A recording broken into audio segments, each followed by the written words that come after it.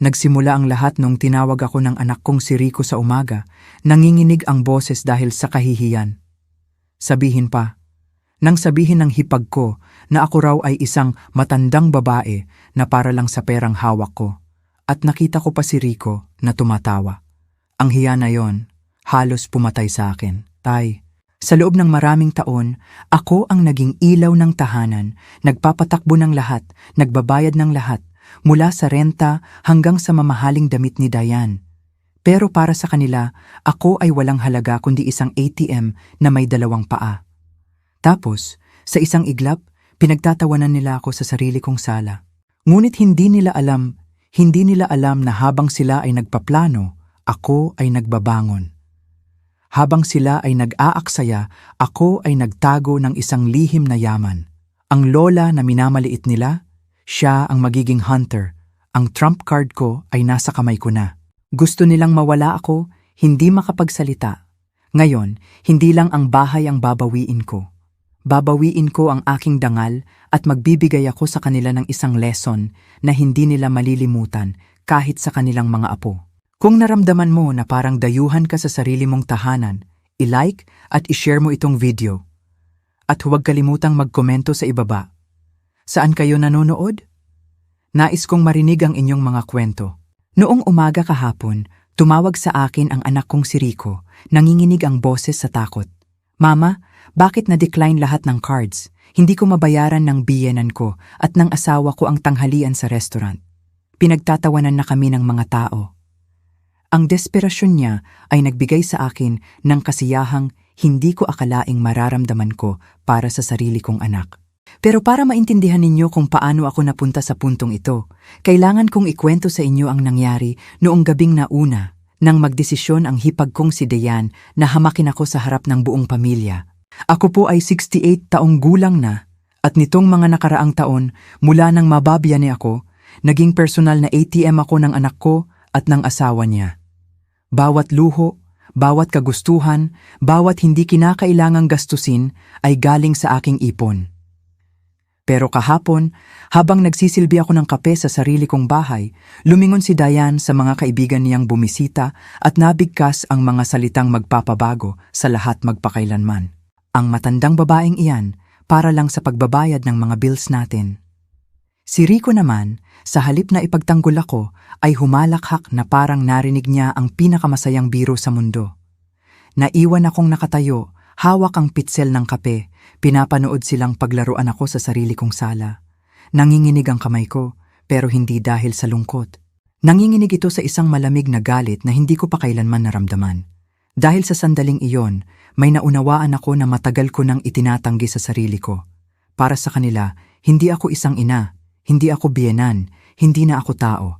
Isa lamang akong bank account na may 2 paa. Sa loob ng 10 taon, ako ang kanilang kaligtasan sa pinansyal. Noong nawalan ng trabaho si Rico, binayaran ko ang renta niya sa loob ng 8 buwan. Mga 45,000 kada buwan na galing sa pensyon ko, nang hindi man lang siya nag-effort maghanap ng totoong trabaho.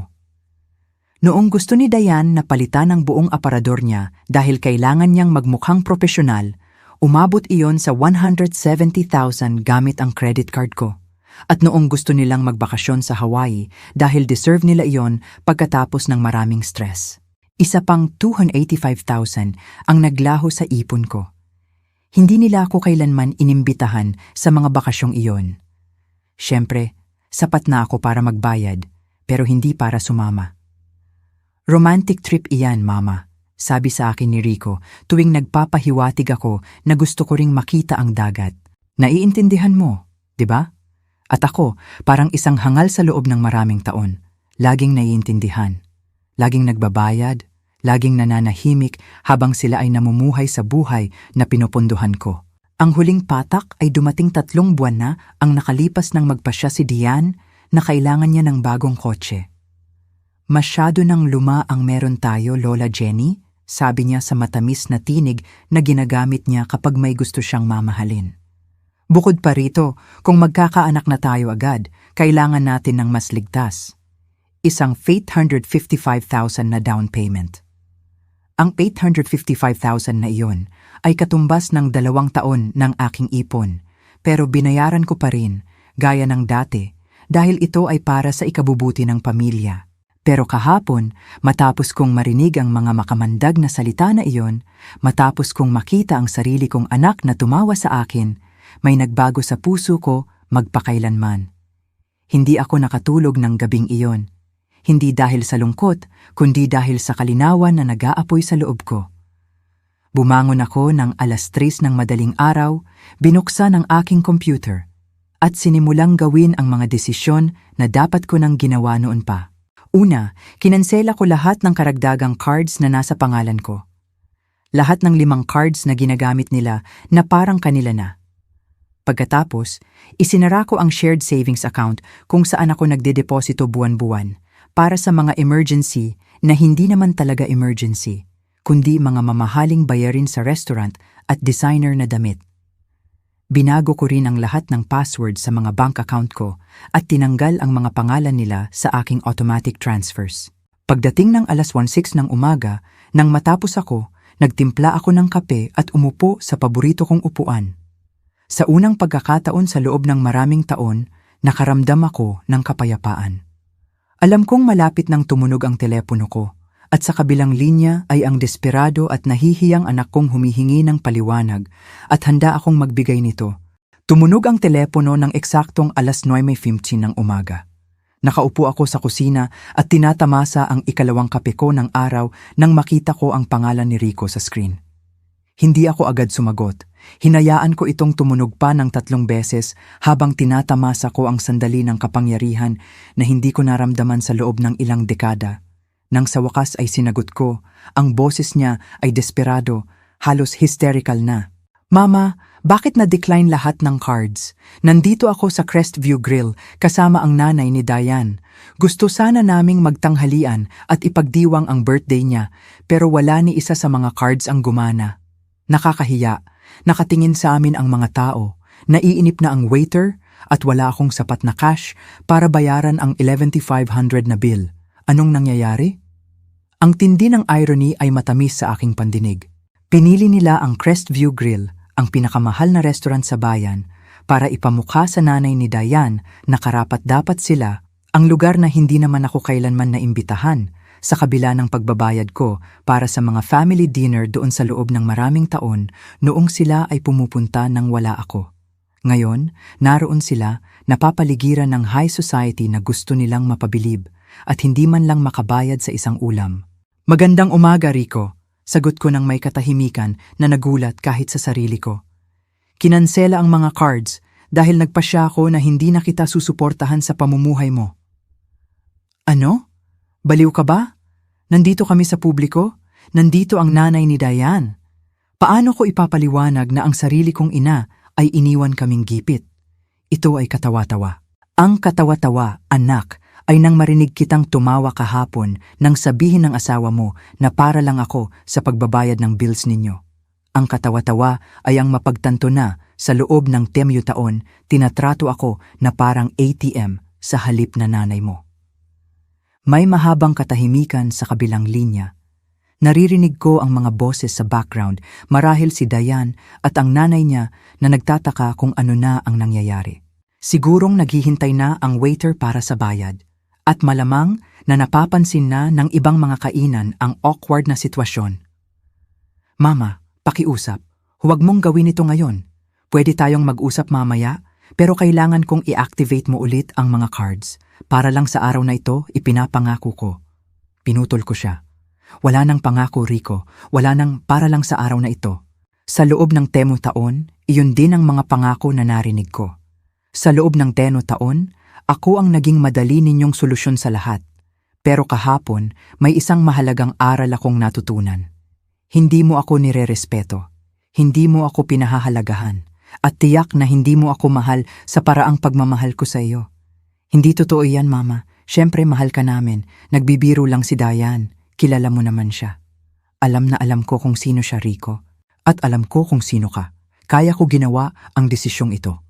Naririnig ko ang mabigat niyang paghinga. Nai-imagine ko ang tensyon sa restaurant na lalong tumitindi bawat sandali. Malamang ay napansin na ng biyenan niya na may mali, na ang gold card na ginagamit niya para magpatawa ay hindi gumagana. Mama, pakiusap. Hindi tayo pwedeng magtayo lang dito. Ano bang gusto mong gawin namin? Maghugas ng pinggan? Tatawagan ba namin ang pulis? Ito ay isang kahihiyan. Ngayon, nalaman mo na kung ano ang naramdaman ko sa loob ng maraming taon, sagot ko. Ang kaibahan, ikaw ay 35 taong gulang na at dapat kaya mo nang lutasin ang sarili mong problema. Masama ba ang pakiramdam mo? Ayos ka lang ba? Hindi ka ganito, Mama. Hindi ka kailanman naging ganito kabrutal. Brutal? Ang salitang iyon ay tumama sa akin na parang sampal. Ako raw ang brutal pagkatapos ng mga taon ng sakripisyo, ng pagkakait sa sarili ko ng mga bagay. Gusto ko silang bigyan ng lahat ng hiningi nila. Pagkatapos kong magtrabaho hanggang sa edad na 65 para masigurong may disenteng mana sila, matapos akong iwanan tuwing Pasko habang sila ay naglalakbay gamit ang mga regalong pera ko. Ang brutal ay ang pagtawa sa akin kahapon. Sabi ko nang may lamig na hindi ko alam na taglay ko pala. Ang brutal ay ang pagtrato sa akin na parang hindi ako nakikita sa loob ng maraming taon maliban kung kailangan niyo ng pera. Ang brutal ay ang pagpaparamdam sa akin na ang tanging halaga ko bilang ina at bilang tao ay ang aking bank account. Mama, hindi ganoon ang ibig sabihin ni Diane. Sinabi ni Diane ang talaga niyang iniisip at sumang-ayon ka sa kanya. Pareho ninyong nilinaw kung ano ang lugar ko sa buhay ninyo. Narinig ko ang mas malalakas na boses sa likuran. Si Diane na nagtatanong kung ano na ang nangyayari, ang nanay niya na may mga komento na hindi ko na masyadong maintindihan pero parang naiinis. Sigurong naibigay na ng waiter ang bill at naghihintay na sa yung sapilitang pagtitiyaga na ginagamit nila kapag alam nilang may problema. Tingnan mo, Mama. Naiintindihan kong galit ka pero hindi ito ang paraan para ayusin ang mga bagay. Pwede tayong umupo at mag-usap bilang mga matatanda pero sa ngayon kailangan mo akong tulungan. Para lang sa isang beses na ito at pagkatapos ay pwede na nating baguhin ang lahat. Para lang sa isang beses na ito. Tumawa ako at ang sarili kong tawa ay tila kakaiba, mapait. Alam mo ba kung ilang beses ko narinig ang linyang yan? Alam mo ba kung ilang huling beses ang pinunduhan ko sa nakalipas na 10 taon? Pero Mama, hindi na Rico. Hindi na sa pagkakataong ito. Sa pagkakataong ito, kailangan mong humanap ng ibang solusyon. May trabaho kayo. May mga kaibigan kayo, may mga biyenan kayo, ayusin ninyo. Paano namin ipapaliwanag sa nanay ni Diane na iniwan kami ng sarili kong ina sa isang restaurant? Paano ko haharapin ang mga taong nakakakilala sa amin? Pag-uusapan ito ng lahat. At nandoon na ang hubad na katotohanan. Hindi siya nag-aalala sa pag-aayos ng relasyon namin. Hindi niya pinag-isipan kung paano nila ako tinrato.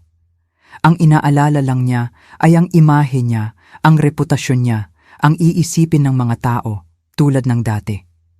Iyan ang problema mong kailangang lutasin, anak. Sa loob ng maraming taon, inalala ko ang imahe mo, ang ginhawa mo, ang kaligayahan mo. Ngayon, oras na para alalahanin ko ang sarili ko. Hindi mo ito pwedeng gawin. Ikaw ang ina ko. Eksakto, ako ang ina mo, hindi ang empleyado mo. Ako ang ina mo, hindi ang personal na bangko mo. Ako ang ina mo, hindi ang financial lifeline mo. At bilang ina mo, dapat ay tinuruan na kita noon pa kung paano tumayo sa sarili mong mga paa. May isa pang mas mahabang katahimikan. Sa pagkakataong ito, naramdaman ko ang desperasyon niya sa telepono. Siguro ay nagkakalkula siya sa isip, nag-iisip kung sino ang pwede niyang tawagan. Paano siya makakalabas sa sitwasyong ito nang hindi tuluyang masisira ang kanyang mukha? Mama, pakiusap? Umiiyak si Diane. Tinatanong ng nanay niya kung anong klaseng pamilya kami. 3 beses na kaming tinanong ng waiter kung ayos lang ba ang lahat. Pakiusap, magkaawa ka na. Awa, isa pang salita na nagpatigil sa akin. Saan ang awa nila nang ako ay hindi makatulog sa pagkalkula kung paano ko babayaran ang mga gastusin nila kasabay ng sarili ko? Saan ang habag nila nang ipagkait ko sa sarili ko ang pagbili ng bagong damit para lang bigyan sila ng pera para sa mga luho nila? Ang awa ay kinikita sa loob ng maraming taon, Rico, at nawala na ninyo iyon kahapon. Ibaba ko ang telepono. Bahagyang nanginginig ang kamay ko, pero hindi dahil sa takot o lungkot. Nanginginig ito sa adrenaline, sa pakiramdam ng kapangyarihan na hindi ko pa naranasan sa loob ng ilang dekada. Sa unang pagkakataon sa loob ng maraming taon, inuna ko ang sarili kong pangangailangan. Sa unang pagkakataon sa loob ng maraming taon, nakasabi ako ng hindi. Sa susunod na 30 minuto, hindi tumigil sa pagtunog ang telepono. Una, si Rico na naman. Pagkatapos, si Diane. Pagkatapos ay isang numero na hindi ko kilala, na akala ko ay sa nanay ni Diane galing. Ang bawat tawag na hindi ko sinasagot ay nagbibigay sa akin ng higit na lakas, higit na paniniwala na tama ang ginagawa ko. Nagtimpla ako ulit ng kape at umupo sa aking patio. Tinatamasa ang katahimikan na labis kong namimiss. Ngunit hindi nagtagal ang katahimikan. 11:00 na ng umaga, narinig ko ang hindi mapagkakamalang tunog ng sasakyan ni Rico na huminto sa aming driveway. Ang sasakyang tinulungan kong bayaran, syempre. 2 pinto ang bumagsak at narinig ko ang mabilis na yapak papunta sa harap na pinto ko. Nagsimula agad ang pagkatok, malakas at mapilit. "Mama, buksan mo ang pinto. Kailangan nating mag-usap." Iba na ang tunog ng boses ni Rico ngayon, mas desperado pero mas agresibo rin. "Alam kong nasa loob ka. Nasa driveway ang sasakyan mo." Hindi ako gumalaw. Nanatili akong nakaupo sa aking back patio, hindi nakikita mula sa harap, pinapanood ang mga ibon na bumibisita sa feeder na itinayo ko noong nakaraang taon. Nakakatuwa kung paano nagkakaroon ng bagong kahulugan ang maliliit na kasiyahan sa buhay kapag sa wakas ay may kapayapaan ka ng isip para tamasahin ang mga ito. Lola Jenny. Ngayon, boses na ni Diane, matalas at mapag-utos. "Alam naming nandyan ka. Itigil mo na ang pag-iinarte na parang bata at lumabas ka at harapin kami." Harapin sila na parang ako pa ang may nagawang mali, na parang ako pa ang may utang ng paliwanag matapos ang mga taon ng pang-aabuso sa pinansyal at emosyonal. Ang irony ay napaka-absurdo na halos mapatawa ako. Tumindi pa ang pagkatok. Narinig kong ginagamit na nila ang paa nila ngayon, hindi lang ang kamao. Ang harapang pinto ko, ang pintuang oak na maingat na ipinagawa ng yumaong asawa ko, ay kinakatok na parang ito ang pasukan ng isang CD bar. "Hindi ito tama, Diane," sigaw ni Diane. "Pinagmukha mo kaming pulubi sa harap ng lahat. Ang nanay ni Rico ay kailangang magbayad para sa tanghalian namin. Ang isang 10 taong gulang na babae ay kailangang kumuha ng pera sa kanyang bag dahil baliw ang hipag niya." "Ah, ganun pala ang nangyari." Ang nanay ni Diane ang nagligtas sa kanila. Nakita ko ang eksena. Si Rico na pinagpapawisan habang sinusubukang ipaliwanag kung bakit walang gumagana sa mga card niya. Si Diane na gumagawa ng kawawang dahilan at sa huli, ang matandang babae ang kailangang sumagip sa araw. Ang kahihiyan ay siguradong napakatamis. "Mama, pakiusap," sabi ni Rico na parang malapit ng maiyak. Pinag-uusapan na kami ng mga tao. Lahat sa restaurant ay nakatingin sa amin. May kumuha pa ng kanilang mga telepono. Ikakalat ito sa social media. Social media, syempre, iyon ang pinakamalaking alalahanin nila. Hindi ang katotohanang sinaktan nila ang kanilang ina. Hindi ang pagkilala na lumagpas na sila sa hangganan. Ang inaalala lang nila ay ang kanilang pampublikong imahe, ang kanilang reputasyon sa mga social circles kung saan gusto nilang ipagmalaki ang pamumuhay na pinupunduhan ko. Sandaling tumigil ang pagkatok pero narinig ko ang boses nila na nagtatalo sa galit na bulungan. Malamang ay nagdedesisyon sila sa susunod nilang hakbang. Kilala ko si Diane para malaman na mayroon siyang buong arsenal ng emosyonal na manipulasyon at si Rico naman ay natuto ng mabuti mula sa kanya sa loob ng mga taon. "Lola Jenny," nagbago ang tono ng boses ni Diane ng lubusan. Ngayon, malambot na, halos matamis. "Alam kong galit ka at may karapatan ka.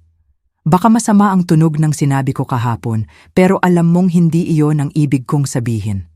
Nagbibiro lang ako sa mga kaibigan ko. Alam mo naman kami kapag nagkakasama-sama ang mga babae.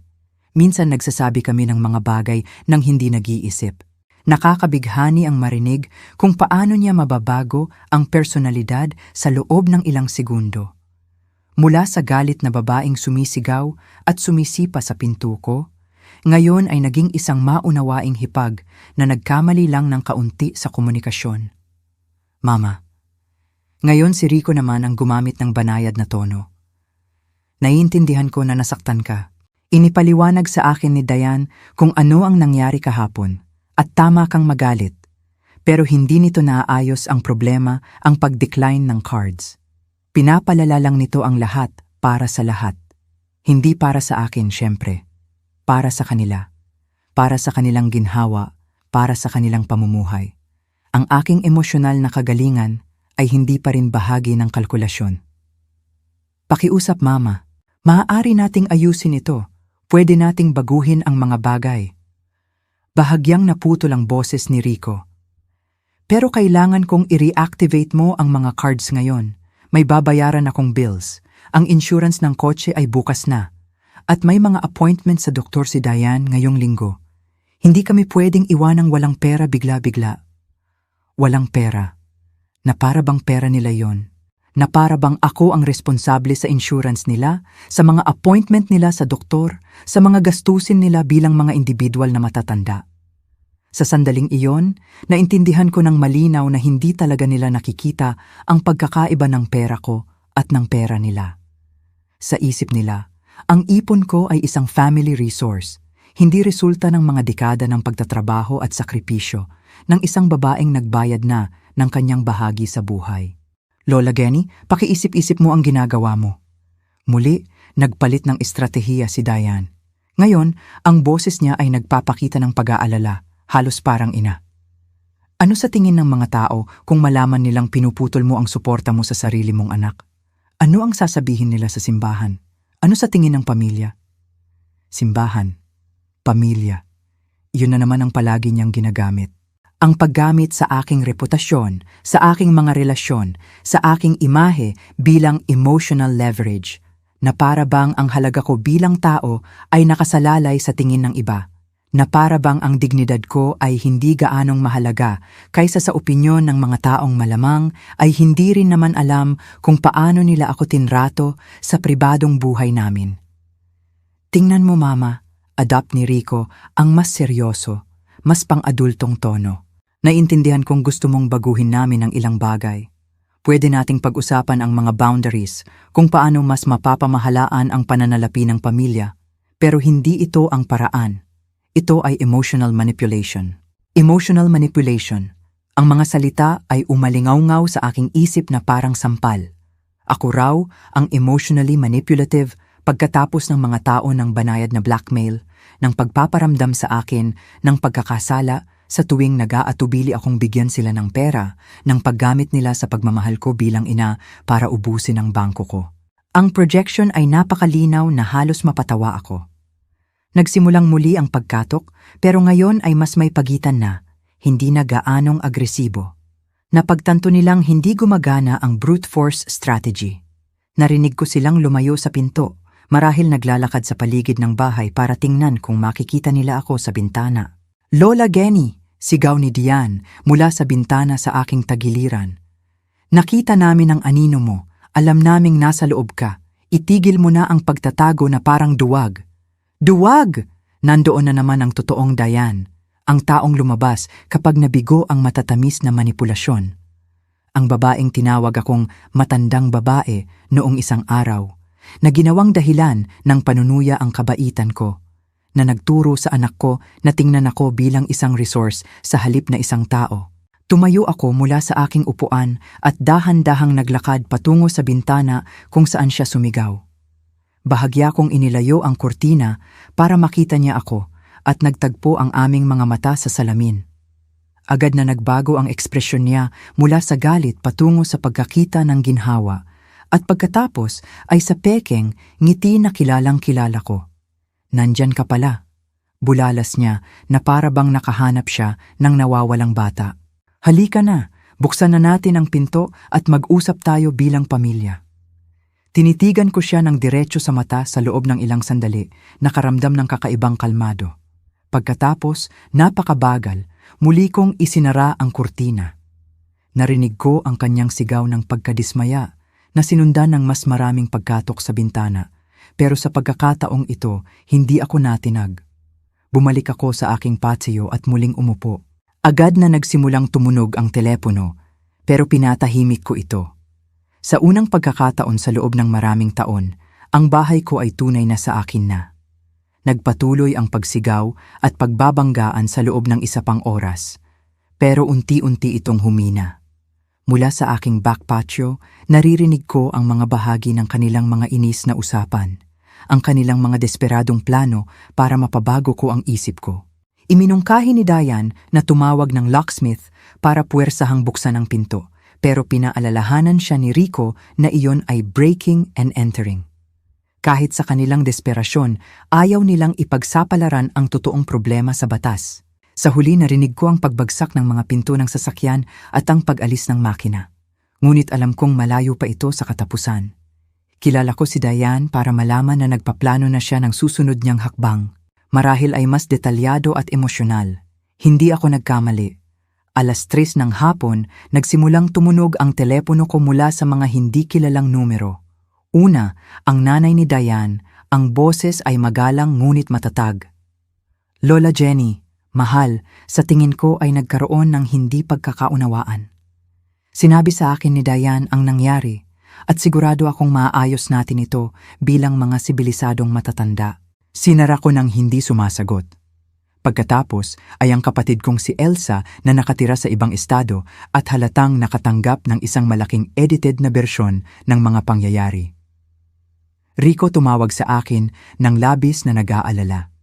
Sabi niya ay kakaiba ang kilos mo at iniwan mo silang naghihintay sa isang restaurant. Ayos ka lang ba? Masama ba ang pakiramdam mo? Ayos na ayos lang ako, Elsa, sagot ko. Mas mabuti pa kaysa dati, sa katunayan. Pero hindi ko maintindihan. Sabi ni Rico ay kinansela mo raw ang lahat ng kanilang cards nang walang babala. Hindi iyan ang kilala kong Lola Jenny. Palagi kang bukas palad sa pamilya mo. Baka iyon ang problema. Baka masyado akong bukas palad sa loob ng mahabang panahon, sabi ko.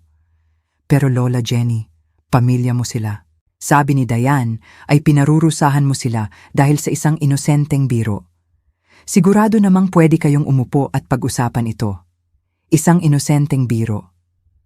Kahanga-hanga kung paano nagawang muling isulat ni Diane ang kasaysayan sa loob lamang ng ilang oras. Ang dati ay malupit na kahihiyan sa harap ng mga bisita ay naging isang inosenteng biro na akala ko ay mali ang pagkaunawa ko dahil masyado akong sensitive. Elsa, naramdaman mo na ba na parang ATM ka para sa mga anak mo? Tanong ko ng direkta. Ano? Hindi. Bakit mo na itanong? Dahil iyon mismo ang ginawa nila sa akin, Nina Rico at Diane, at kahapon sa wakas ay napagtanto ko iyon. Lola Jenny, nag-e-exaggerate ka lang. Laging tumutulong ang mga magulang sa kanilang mga anak. Normal iyon. Normal ba ang pagbabayad ng renta ng adultong anak mo sa loob ng maraming taon? Normal ba ang pagpopondo sa kanilang mga bakasyon habang ikaw ay nakaupo lang sa bahay na mag-isa? Normal ba na paglaruan ka dahil sa pagiging bukas palad mo? Tahimik si Elsa sandali. Well, baka sinamantala lang nila ng kaunti ang kabaitan mo. Pero ang biglaang pagputol sa lahat ay tila masyadong marahas. Alam mo ba kung ano ang marahas, Elsa? Ang pagtatrabaho hanggang sa edad na 65 para makasiguro ng disenteng mana para sa anak mo. At sa huli ay malalaman mong ginagastos na niya ito habang buhay ka pa. Pagkatapos ng pag-uusap na iyon, nagpasya akong i-unplug ang house phone. Inilagay ko ang cellphone ko sa airplane mode. Kailangan ko ng katahimikan para iproseso ang lahat ng nararamdaman ko para planuhin ang mga susunod kong hakbang. Nang gabing iyon, habang naghahanda ako ng hapunan para sa sarili ko sa unang pagkakataon sa loob ng ilang buwan nang walang pagkabalisa sa paghihintay ng mga tawag, paghingi ng pera, may napagtanto akong mahalaga. Hindi ako nakaramdam ng pagkakasala. Buong buhay ko, sinanay akong makaramdam ng pagkakasala kapag hindi ko natugunan ang pangangailangan ng iba, lalo na ng pamilya ko. Pero sa pagkakataong ito, ang pamilyar na pagkakasala na iyon ay wala. Sa halip, nakaramdam ako ng isang bagay na hindi ko pa naranasan sa loob ng maraming taon.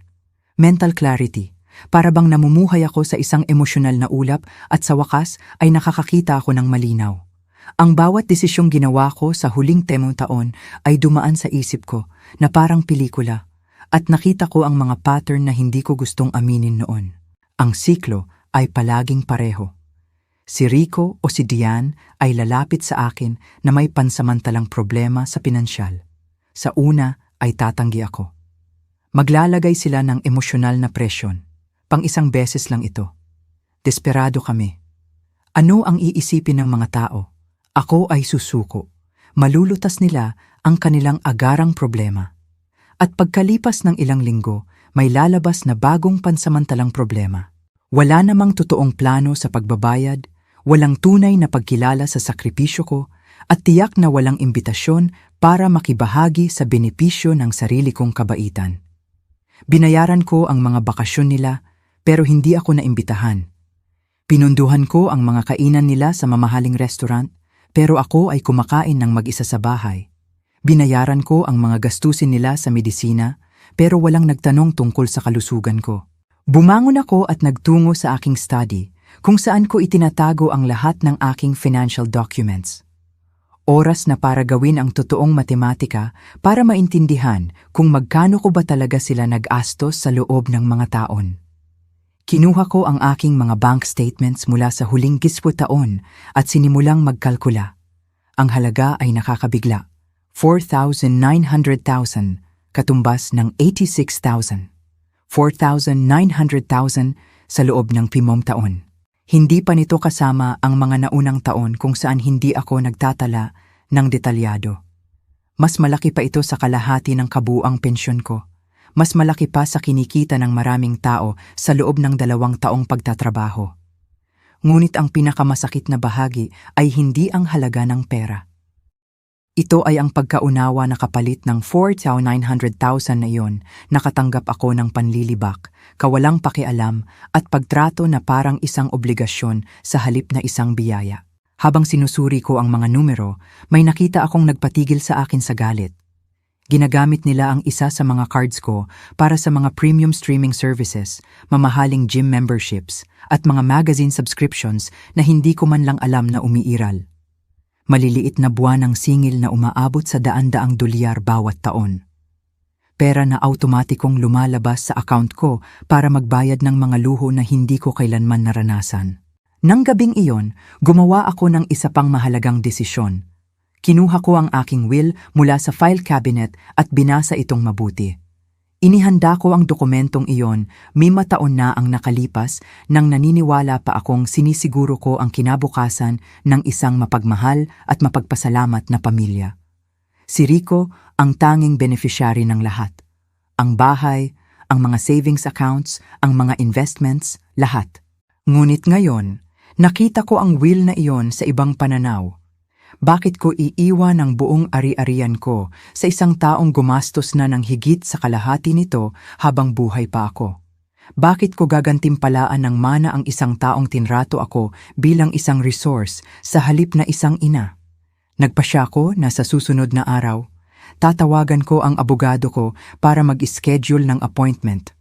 Oras na para gumawa ng mahahalagang pagbabago sa aking mga plano sa ari-arian. Kung gusto akong ituring ni Rico na parang bangko, kailangan niyang maging kontento sa interes, hindi sa prinsipal. Natulog ako ng gabing iyon na may kakaiba ngunit nagpapalaya na pakiramdam. Sa unang pagkakataon sa loob ng maraming taon, gumawa ako ng mga desisyon batay lamang sa sarili kong kagalingan. Sa unang pagkakataon sa loob ng maraming taon, hindi ako nanatiling gising sa pag-aalala sa mga problemang pinansyal ng ibang matatanda. Mas mahimbing ang tulog ko kaysa sa mga nakalipas na buwan. Kinabukasan, nagising ako na may enerhiya na hindi ko naramdaman sa loob ng maraming taon. Biyernes noon, at sa unang pagkakataon sa mahabang panahon, may plano ako na hindi kasama ang paglutas ng problema ng iba. Una, tatawagan ko ang abogado ko. Pagkatapos, pupunta ako sa bangko para gumawa ng ilang karagdagang pagbabago. At marahil siguro, bibili ako ng isang bagay na maganda para sa sarili ko gamit ang perang karaniwan kong ginagastos para sa mga luho ng iba. Ikinabit ko ulit ang house phone habang naghahanda ako ng almusal. Gaya ng inaasahan, mayroon akong 14 na mensahe sa answering machine. Pinakinggan ko ang mga iyon habang umiinom ng kape at bawat isa ay nagpapatunay na tama ang desisyon ko. Mensahe 1, si Diane na may boses na umiiyak. Lola Jenny, ako si Diane. Alam kong galit ka, pero pakiisip-isip mo ang ginagawa mo. Hindi natulog si Rico kagabi. Sobrang nag-aalala siya sa'yo. Sabi niya, hindi pa raw niya nakita na ganyan ka. Pakiusap, tawagan mo kami. Mensahe 2, si Rico na desperado. Mama, kailangan kitang makausap. Pumunta ako sa bangko kaninang umaga at sinabi nila sa akin na isinara mo ang account kung saan ka nagdedeposito ng pera para sa mga emergency namin. Bakit mo ginawa iyon? Account iyon para sa ating dalawa. Nakakabighani kung paano niya patuloy na tinutukoy ang pera ko bilang sa amin. Ang account na iyon ay hindi kailanman naging para sa aming dalawa. Ang pera ko iyon na idineposito ko para sa mga sinasabi nilang emergency na sa katotohanan ay laging nagiging bakasyon, mamahaling damit o restaurant. Mensahe 3, si Elsa na naman. Lola Jenny, tumawag ulit si Rico. Sabi niya, isinara mo rin daw ang savings account. Sigurado ka ba sa ginagawa mo? Hindi ba sa tingin mo ay masyado kang radikal? Ang mga sumunod na mensahe ay sumunod sa parehong pattern. Nagpapakitang pag-aalala, pagdududa sa kalusugan ko sa pag-iisip at mga pakiusap na nagbalatkayo bilang payo ng kapatid. Ngunit ang mensahe bilang 11 ang kumuha ng aking atensyon. Galing ito sa isang numero na hindi ko kilala ngunit pamilyar ang boses. Mrs. Whitlock, ako si Oscar, ang asawa ng pinsan kong si Diane. Tingnan mo, alam kong hindi tayo masyadong magkakilala. Pero pinatawag ako ni Diane para tawagan ka. Sobrang nag-aalala raw siya dahil sinasabi niyang kakaiba ang kilos mo. Bilang isang lalaki, sa tingin ko minsan ay pinapabigat lang ng mga babae ang mga bagay ng higit pa sa kinakailangan. Bakit hindi mo na lang pagbigyan at kalimutan? Ang pamilya ang pinakamahalaga. Ang pamilya ang pinakamahalaga. Napakamaginhawang pilosopiya pagdating sa pagpapanatili ng status quo na nakikinabang sa kanila. Naisip ko kung ganoon din ba kabilis magbigay ng pagpapatawad at pagkalimot si Oscar kung may nagbiro sa kanya sa harap ng pamilya niya habang ginagamit ang bangko niya. 9:00 mismo, tinawagan ko ang law firm kung saan ko ginawa ang will ko. Sinabi sa akin ng secretary na may kanselasyon si Mr. Coleman at pwede niya akong i-meet ngayong hapon ng 2:00. Perpekto. Pagkatapos ay tinawagan ko ang bangko at humingi ng appointment sa manager para suriin ang lahat ng aking mga account at gumawa ng ilang karagdagang pagbabago sa seguridad. Gusto ko ring masigurong walang access si Rico sa anumang impormasyon tungkol sa pananalapi ko. Habang naghahanda akong umalis, tumunog ang doorbell. Sandali kong inakala na sina Rico at Diana na naman iyon. Ngunit nang tumingin ako sa peephole, nakita ko ang kapitbahay kong si Lucy na nakatayo sa porch. Si Lucy ay isang 62 taong gulang na babae na nabiyan ni 2 taon na ang nakalipas at nagkakausap kami paminsan-minsan sa bakod sa hardin. Binuksan ko ang pinto nang may bahagyang pag-usisa. Hindi pa kailanman formal na bumisita sa akin si Lucy. Magandang umaga, Lola Jenny, sabi niya na may mainit na ngiti. Sana hindi kita ginugulo, pero narinig ko ang maraming ingay at sigawan kahapon, kaya gusto kong siguraduhin na ayos ka lang. Inimbitahan ko siya papasok at inalok ng kape. Nakakapresko na mayroong tao sa bahay ko na hindi pumunta para humingi ng pera o mangmanipula sa emosyon. Ayos lang ba ang lahat? Tanong niya na may tunay na pag-aalala. Kahapon, nakita ko ang anak mo at ang asawa niya na nag-iingay at kumakatok sa pinto. Nang ilang oras, malapit na sana akong tumawag sa pulis. Ikunuwento ko sa kanya ang buong kwento, hindi ang mga detalyeng personal, ngunit sapat na para maintindihan niya ang sitwasyon. Nakinig si Lucy nang hindi umaabala, paminsan-minsan ay tumatango na may mga ekspresyon ng pag-unawa. Lola Jenny, sabi niya nang matapos ako, may kailangan akong aminin. Sa loob ng maraming taon, pinagmamasdan ko kung paano kanila tratuhin kapag bumibisita sila. Nakita ko silang dumarating na may mga bagong sasakyan, nakasuot ng mamahaling damit, nakikipag-usap gamit ang pinakabagong mga telepono. Samantala, ikaw ay nagmamaneho pa rin ng parehong sasakyan mula pa noong 10 taon na ang nakalipas at namimili sa mga discount stores. Ang mga salita niya ay tumama sa akin dahil ito ay panlabas na kumpirmasyon ng isang bagay na matagal ko nang itinatanggi sa loob ko. Nakikita ng iba ang halata na ayaw kong kilalanin. Pero ang pinakatumama sa akin, Lola Jenny, patuloy ni Lucy, ay hindi ko pa sila nakitang gumawa ng anumang bagay para sa'yo. Hindi ko sila nakitang tumulong sa iyong mga grocery, ayusin ang isang bagay sa bahay mo, o simpleng bumisita sa iyo nang hindi para humingi ng isang bagay. Halata ba? Tanong ko, nakakaramdam ng halo ng kahihiyan at ginhawa. Para sa isang taong tumitingin mula sa labas? Oo, pero naiintindihan ko kung bakit hindi mo ito nakikita.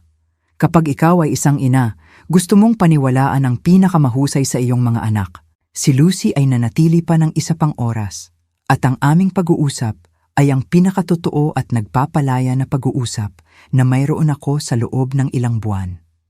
Sinabi niya sa akin ang tungkol sa sarili niyang karanasan sa mga adult children na umaasang lutasin niya ang lahat ng problema nila at kung paano niya natutunang magtakda ng mga boundaries pagkatapos na mabiyane. Alam mo ba kung ano ang pinakamalaking naitulong sa akin? Sabi niya bago umalis. Ang mapagtanto na ang pagiging isang mabuting ina ay hindi nangangahulugang pagiging isang martir. Pwede mong mahalin ang mga anak mo nang hindi isinasakripisyo ang iyong dignidad para sa kanila. Ang kanyang mga salita ay umalingaw-ngaw sa isip ko hanggang sa bangko. Sa opisina ng manager, sinuri namin ang lahat ng aking mga account at nagpatupad ng mga bagong panukalang pangseguridad. Pinalitan ko ang lahat ng passwords, nagdagdag ng two-factor authentication at sinigurong ako lang ang may access sa anumang impormasyon sa pananalapi. Mrs. Whitlock, sabi ng manager habang pinoproseso ang mga pagbabago, maaari ko bang itanong kung bakit ang mga mararahas na pagbabagong ito? Mayroon ka bang partikular na alalahanin sa seguridad? Sabihin na lang nating sa wakas ay napagtanto ko na ang pinakamalaking panganib ko sa pananalapi ay nakatira sa sarili kong pamilya, sagot ko. Tumango ang manager na may pag-unawa. Mas karaniwan iyan kaysa sa inaakala mo, ma'am.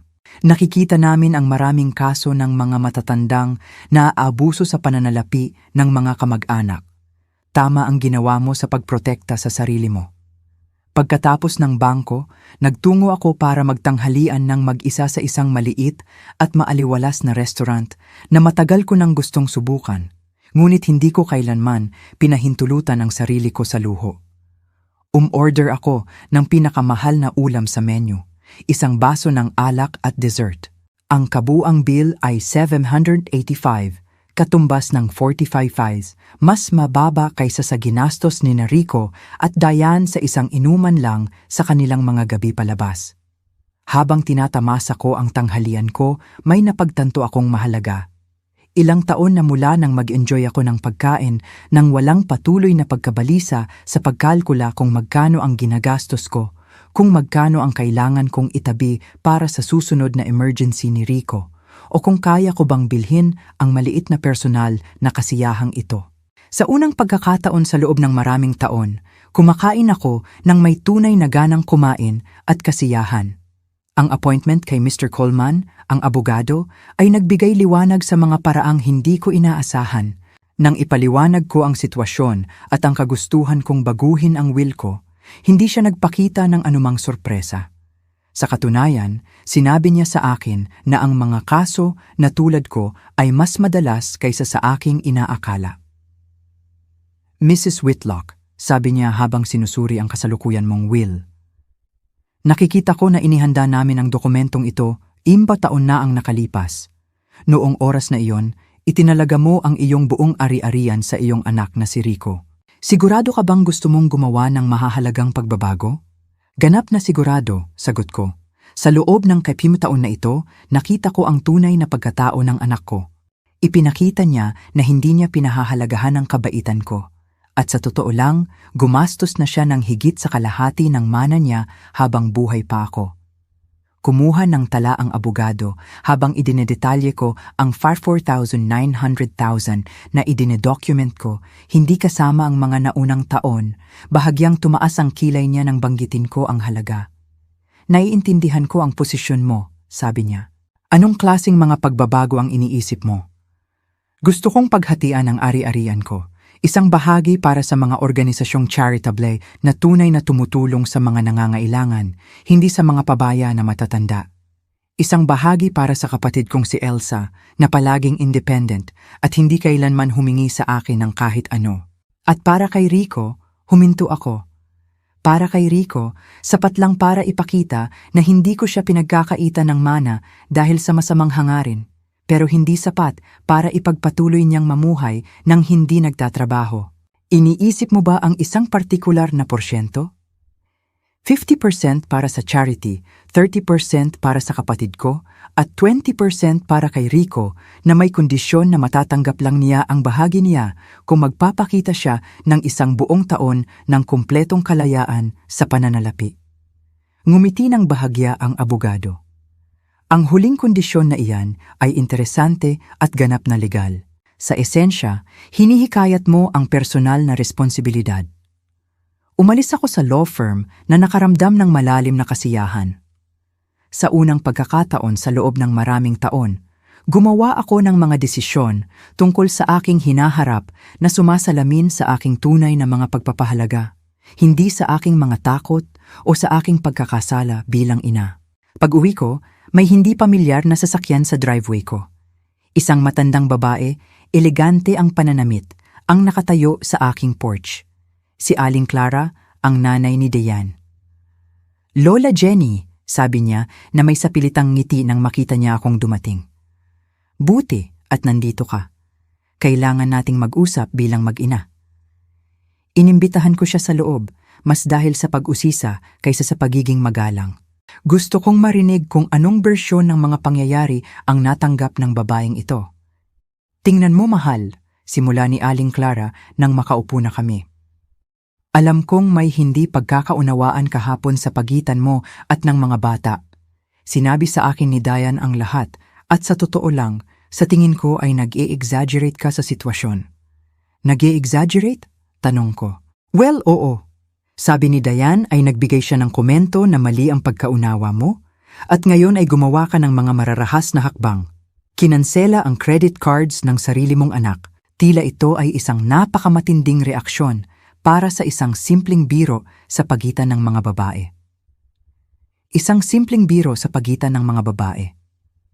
Nakakabighani kung paano nagbago ang naratibo. Ngayon, hindi lang ito isang inosenteng biro, kundi kasalanan ko pa dahil wala akong sense of humor. Aling Clara, sabi ko nang mahinahon, binibigyan mo ba ang anak mong walang limitasyong credit cards? Hindi. Pero binabayaran mo ba ang renta ng adultong anak mo? Hindi. Pero iba yon. Pinupondohan mo ba ang mga bakasyon ng anak mo habang ikaw ay nakaupo lang sa bahay na mag-isa? Bahagyang kumilos si Aling Clara sa kanyang upuan. Lola Jenny, iba-iba ang paghawak ng bawat pamilya sa kanilang pananalapi. Eksakto. At nagpasya ako na iba ang paghawak ko sa akin mula ngayon. Pero isipin mo si Dayan at si Rico, bata pa sila, binubuo nila ang kanilang kinabukasan, kailangan nila ng suporta.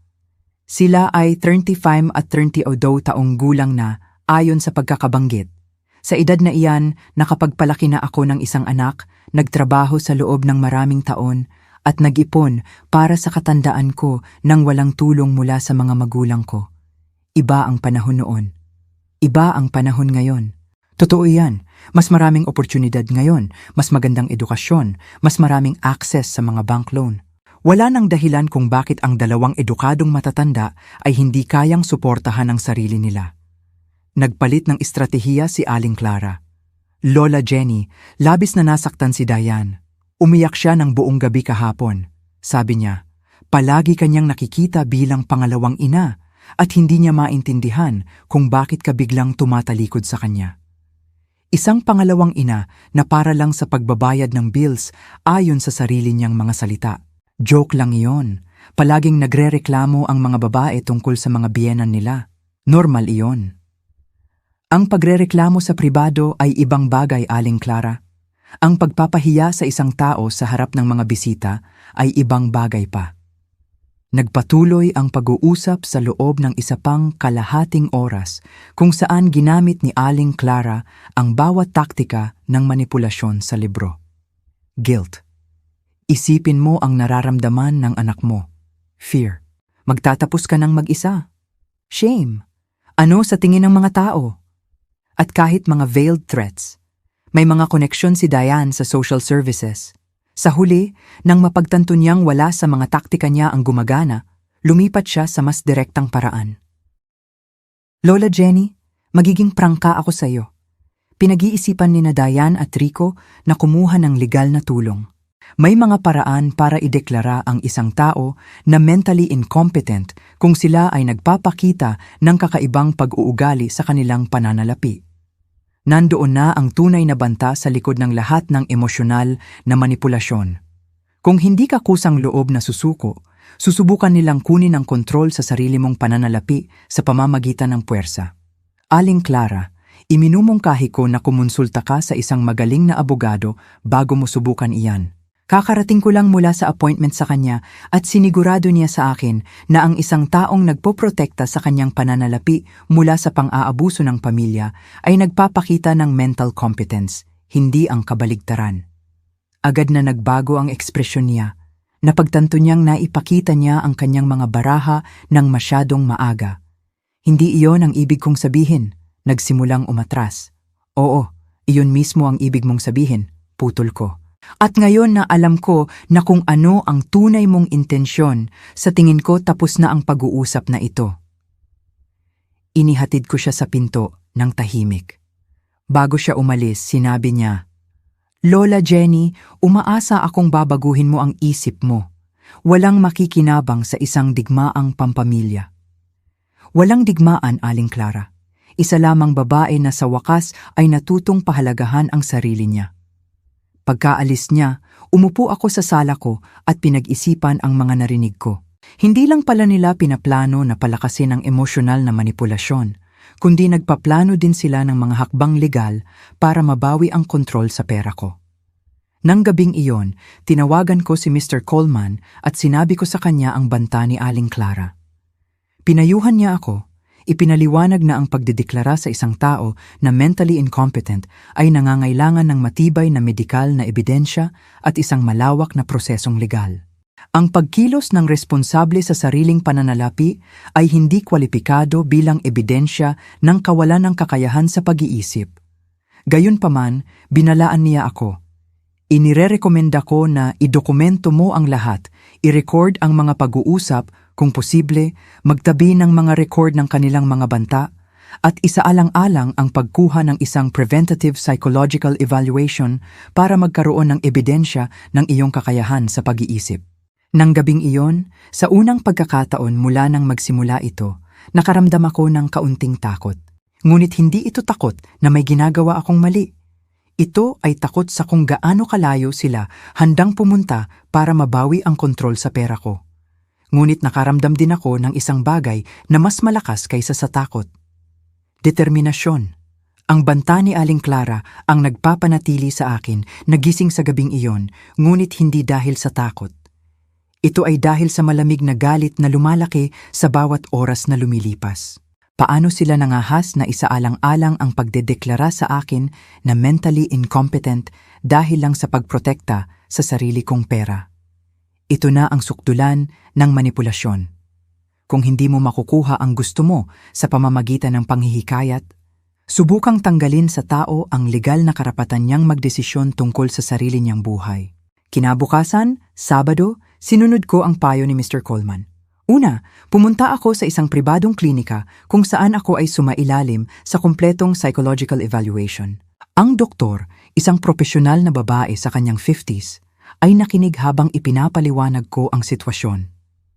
Mrs. Whitlock, sabi niya pagkatapos ng 2 oras ng mga pagsusulit at panayam, hayaan mong maging perpekto ang linaw ko sa iyo. Ipinapakita mo ang pambihirang mental lucidity, ang pagkilala sa mga pattern ng pang-aabuso, Ang pagtatakda ng malusog na mga boundaries at ang pagprotekta sa iyong mga mapagkukunan ng pananalapi ay mga tanda ng isang ganap na competent mind. Sa katunayan, masasabi kong mas rasyonal ang kilos mo ngayon kaysa noong pinapayagan mo ang pang-aabuso sa pananalapi. Binigyan niya ako ng isang opisyal na ulat na nagdodokumento ng aking kumpletong mental competence, may petsa at selyo. Ito ang insurance policy ko laban sa anumang legal na hamon sa hinaharap. Pag-uwi ko, nakita ko si Lucy na nagtatrabaho sa kanyang hardin. Lumapit siya sa bakod na naghihiwalay sa aming mga ari-arian na may nag-aalalang ekspresyon. Lola Jenny, may dumating na matandang babae kahapon na nagtatanong tungkol sa iyo. Gusto niyang malaman kung kakaiba ang kilos mo kamakailan. Sabi ko sa kanya na mas masaya at mas relax ka kaysa dati. Sinabi ko sa kanya ang tungkol sa pagbisita ni Aling Clara at ang veiled threat nito.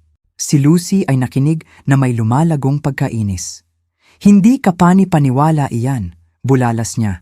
Ang pagsubok na ideklara kang incompetent dahil hindi mo gustong ibigay ang pera mo ay ang pinaka-absurdong bagay na narinig ko. Ang pinaka-nakakainis sa akin, sabi ko, ay ang tunay nilang naniniwala na may karapatan sila sa pera ko. Hindi nila ito nakikita bilang aking ari-arian. Nakikita nila ito bilang kanilang mana na binayaran ng maaga.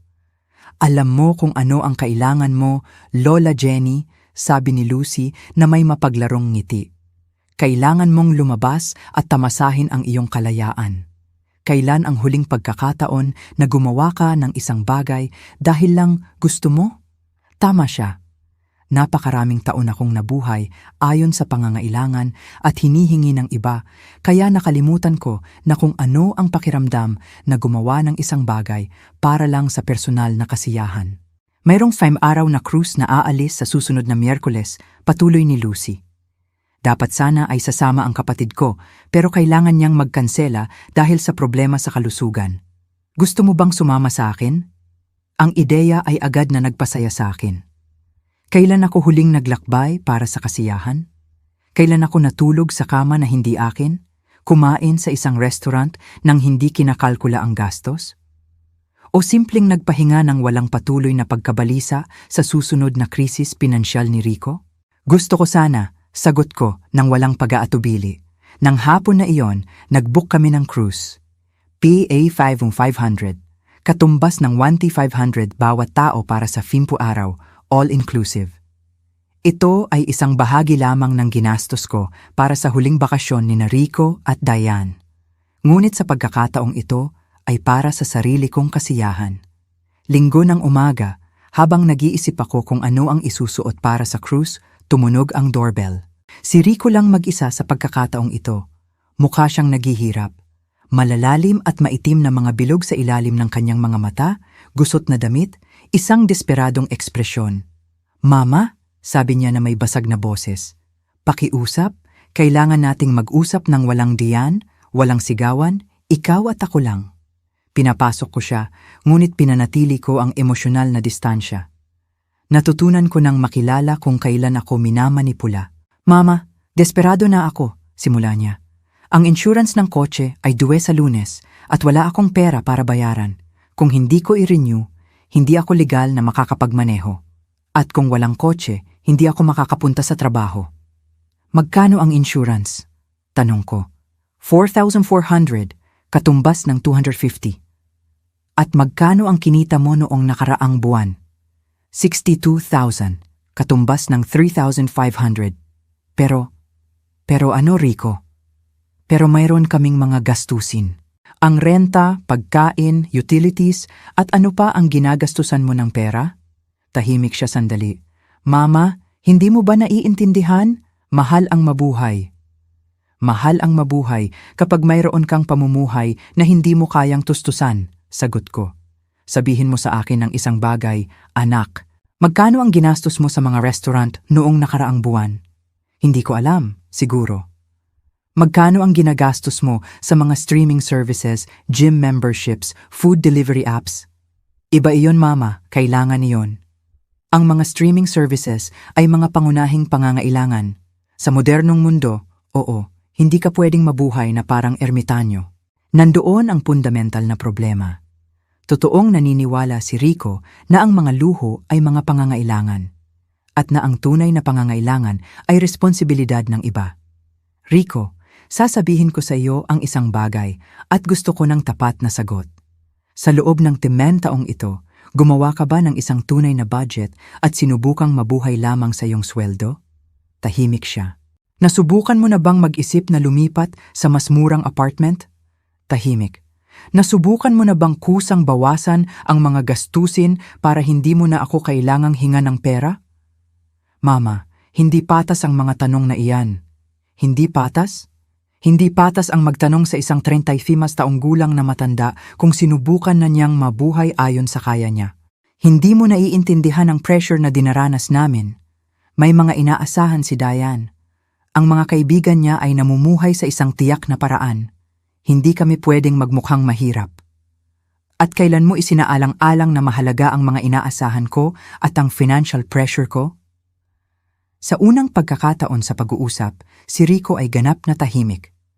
Nakita ko sa kanyang mga mata na nagpoproseso siya ng isang bagay na hindi niya kailanman naisip noon.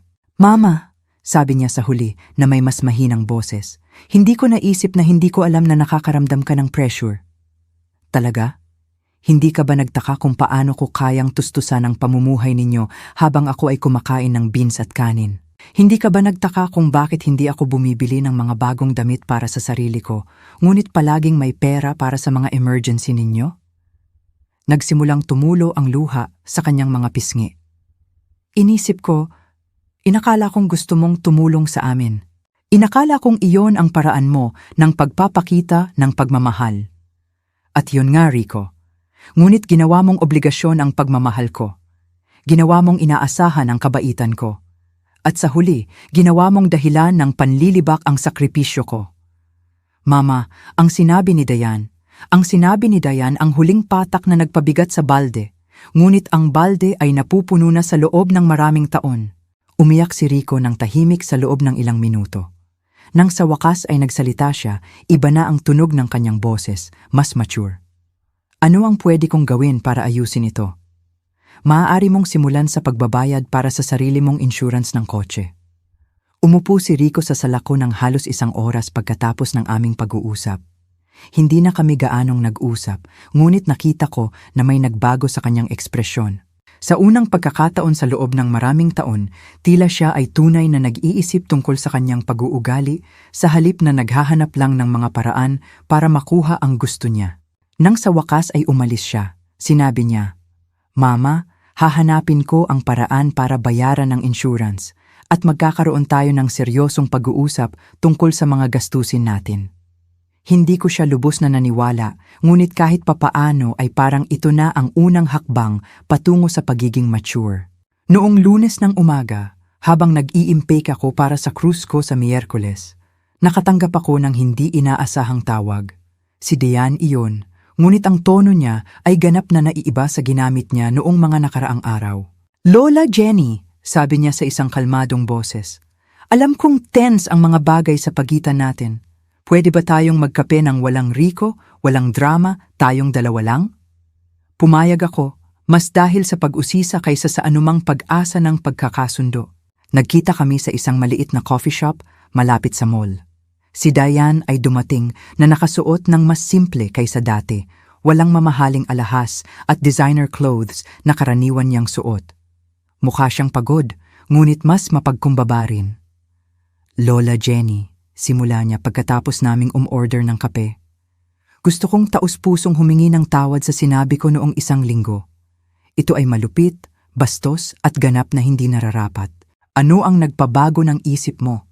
Tanong ko ng direkta. Sa totoo lang, ang kahihiyan sa restaurant, pero hindi lang iyon. Nitong mga nakaraang araw, kailangan kong harapin ang realidad ng aming pananalapi nang walang suporta mo. At may napagtanto akong nakakatakot. Ano iyon? Nawala kaming ideya kung paano mamuhay ayon sa aming kakayahan. Sa loob ng maraming taon, namumuhay kami na parang mayaman kami dahil pinupondohan mo ang pagkakaiba sa pagitan ng aming kita at ng aming mga gastusin. Ito ang unang pagkakataon na narinig ko si Diane na nagbigay ng tapat na pagninilay tungkol sa kanilang sitwasyong pinansyal. Kahapon, patuloy niya, umupo kami ni Rico at gumawa ng tunay na budget gamit lamang ang aming mga sweldo nang walang anumang panlabas na tulong. Alam mo ba kung ano ang natuklasan namin? Sabihin mo, na gumagastos kami ng halos doble ng kinikita namin. Doble, Lola Jenny. Hindi lang kaunti ang sobra, kundi doble. At ikaw ang laging nagpuno ng pagkakaiba. At ano ang gagawin ninyo ngayon? Kailangan naming gumawa ng matinding pagbabago. Ang apartment na tinitirhan namin ay nagkakahalaga ng 21,000 katumbas ng 1,200 kada buwan. Sa aming pinagsamang sweldo, dapat ay $14,000 katumbas ng 800 lang ang binabayaran namin. Kailangan naming lumipat. At sumasang-ayon ba si Rico dyan? Una, tumanggi siya. Ngunit nang makita niya ang mga numero sa papel, wala siyang pagpipilian. Kailangan din naming kanselahin ang mga membership, services, at ganap na baguhin ang paraan ng pakikisalamuha namin. Huminto si Diane para humigop ng kape. Lola Jenny, tanong niya, gusto kong itanong sa iyo ang isang bagay at pakiusap maging tapat ka sa akin. Kailan ka nagsimulang mainip sa pagdepende namin sa iyo sa pananalapi? Ang tanong ay nagulat sa akin sa pagiging direkta nito. Sa tingin ko, unti-unting lumaki ang pagkainis, ngunit ito ay naging matibay nang mapagtanto kong hindi lang pala inaasahan mo ang tulong ko, kundi kinukuha mo na lang ito bilang karapatan. Kailan iyon? Nang tumigil kayo sa paghingi ng pera sa akin at sinimulan na lang itong gamitin.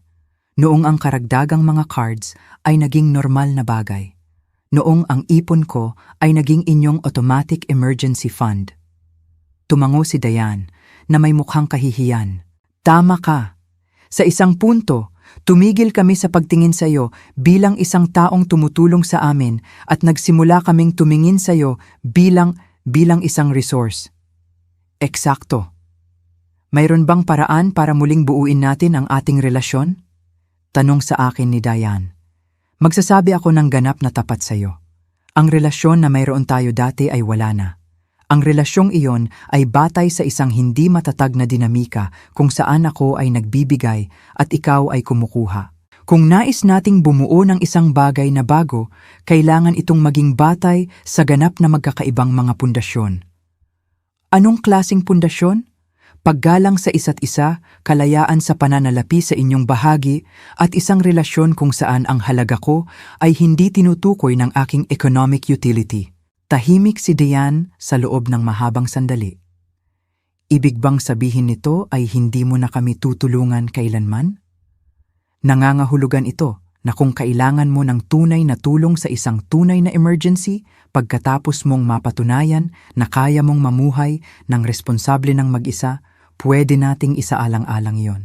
Ngunit ito ay magiging tulong, hindi isang permanenteng subsidy.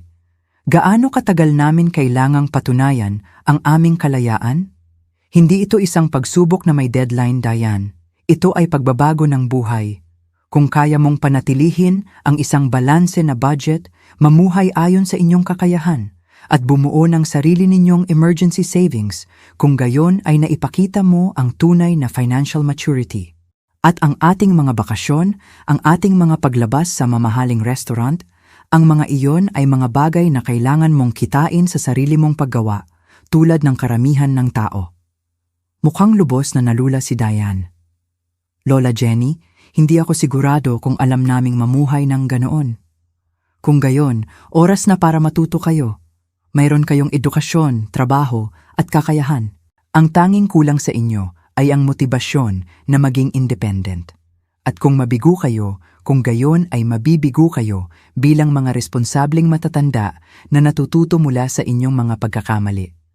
Ngunit kahit papaano ay mabibigo kayo bilang mga amo ng sarili ninyong mga desisyon, hindi umaasa sa iba para lutasin ang inyong mga problema.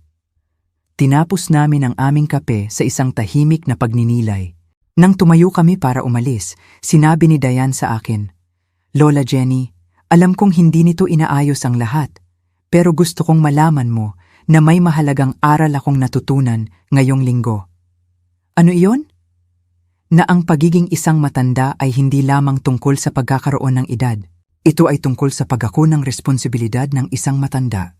At naglalaro lang kami ng pagiging matanda habang ikaw ang nagdadala ng tunay na mga responsibilidad. Iyon ang pinaka-mature na pagninilay na narinig ko sa kanya.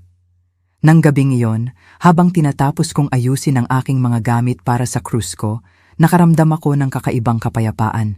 Hindi ako nawalan ng pamilya. Nag-iwan ako ng isang toxic dynamic na nagdudulot ng pinsala sa aming lahat. Kung sina Rico at Diane ay tunay na nagnanais magbago, kailangan nilang patunayan ito sa pamamagitan ng mga gawa, hindi sa salita. Noong Martes, nakatanggap ako ng text message mula kay Rico. Mama, kumuha ako ng personal loan para bayaran ang insurance ng kotse. Nakahanap din ako ng mas murang apartment. Lilipat kami sa susunod na buwan. Gusto kong malaman mo. Hindi ito marami, ngunit mayroon. Isang maliit na hakbang tungo sa kalayaang lubos nilang kailangan. Nang gabing iyon, mahimbing akong natulog. Alam na kinabukasan ay sisimulan ko ang aking unang tunay na personal na pakikipagsapalaran sa loob ng mga dekada. Ang cruise ay isang pagbubunyag. Vimi araw ng paggising kapag gusto ko, pagkain ng anumang ninanais ko, at paggawa ng mga aktibidad dahil lamang sa nagdudulot ito ng kasiyahan. Si Lucy ay naging perpektong kasama sa paglalakbay. Independent, masaya, at ganap na malaya sa drama ng pamilya. Sa barko, nakilala ko ang ibang mga kababaihan na kasing edad ko na dumaan sa magkatulad na karanasan. Sa isang hapunan, isang babaeng nagngangalang Elaine, isang pangalan sa orihinal na binago ko para hindi malito sa kapatid niyang Elsa, ang nagsabi sa akin kung paano inubos ng 3 niyang adult children ang kanyang retirement fund bago siya sa wakas ay nagsabing sapat na. Ang isa pang babae, si Isabel, ay natuklasan na ang kanyang anak ay gumagamit ng kanyang credit card para tumaya online. Ang pinakanagulat sa akin, sabi ni Isabel habang pinapanood namin ang paglubog ng araw mula sa deck, ay ang mapagtanto na hindi lang ako ang nakararanas nito. Inakala kong problema lang ito sa aking pamilya. Ngunit lumalabas na may buong henerasyon ng mga magulang na hindi alam kung paano magsabi ng hindi sa ating mga adult children. Nang bumalik ako sa bahay noong linggo, nakaramdam ako ng pagbabago. May araw na walang kahit isang tawag na humihingi ng pera, walang pagkabahala sa pinansyal, walang patuloy na pasanin ng paglutas sa problema ng iba. Para akong nakalimot kung sino ako bago ako naging bangko ng pamilya. May ilang mensahe sa aking answering machine, ngunit sa aking pagtataka, wala sa mga iyon ang isang desperadong utos para sa pera. 2 beses tumawag si Rico para lang tingnan kung ligtas akong nakauwi mula sa biyahe. Nag-iwan si Diane ng isang maikling mensahe. Sana na-enjoy mo ang cruise mo. Gusto naming marinig ang iyong karanasan kapag may oras ka. Noong Lunes ng umaga, bumisita si Lucy na may dalang kape at pastries para marinig ang lahat ng detalye ng biyahe. Habang nagkukwentuhan kami sa aking patio, nakita ko ang sasakyan ni Rico na nakaparada sa driveway ko. Ngunit sa pagkakataong ito, sa halip na agad bumaba at magtungo sa pinto ko, umupo siya sa sasakyan ng ilang minuto. Nang sa wakas ay tumunog siya sa doorbell, iba na ang ekspresyon niya. Mukha siyang kinakabahan, ngunit tila mas mature din sa isang paraan. Mama, sabi niya nang buksan ko ang pinto, alam kong kakarating mo lang mula sa biyahe mo, pero pwede ba tayong mag-usap sandali? Inimbitahan ko siya sa loob. Si Lucy ay maingat na nagpaalam at bumalik sa kanyang bahay. Mama, gusto kong sabihin sa iyo kung ano ang ginawa namin nitong linggo, simula ni Rico. Lumiipat kami ni Diane sa mas maliit na apartment. 7,000 katumbas ng 400s ang mas mababa sa renta namin kada buwan. Ano ang nararamdaman mo sa pagbabago? Sa totoo lang, mahirap sa simula. Mas maliit ang apartment. Ito ay nasa hindi gaanong magandang neighborhood. Ngunit pagkatapos ng ilang araw, may napagtanto akong mahalaga. Ano iyon? Nakaya kong matulog ng mahimbing dahil alam kong binabayaran namin ang lahat gamit ang sarili naming pera. Wala na sa akin ang patuloy na pagkabalisa na hindi ko alam kung paano namin babayaran ang mga gastusin sa susunod na buwan. Ito ang unang pagkakataon na narinig ko si Rico na nagsasalita tungkol sa financial anxiety mula sa pananaw niya. Hindi ko naisip na baka stress din siya sa hindi pagiging sustainable ng pamumuhay niya. Pinatawad din namin ang mga mamahaling gym memberships at nag-sign up kami sa isang pangunahing gym na nagkakahalaga ng 5 bahagi ng presyo, patuloy niya. At si Diane ay nakahanap ng part-time job tuwing weekend para makalikha ng dagdag na kita. Nagtratrabaho si Diane ng mas marami? Oo, at ideya niya yon. Sabi niya, gusto niyang mas aktibong mag-ambag sa aming pananalapi sa halip na pamahalaan lang ang perang galing sa ibang lugar. Nagulat ako na si Diane ang nagpasimula niyan. Mama, gusto ko ring formal na humingi ng tawad, hindi lang sa nangyari dulinggo na ang nakalipas, kundi para sa lahat ng mga taong ito.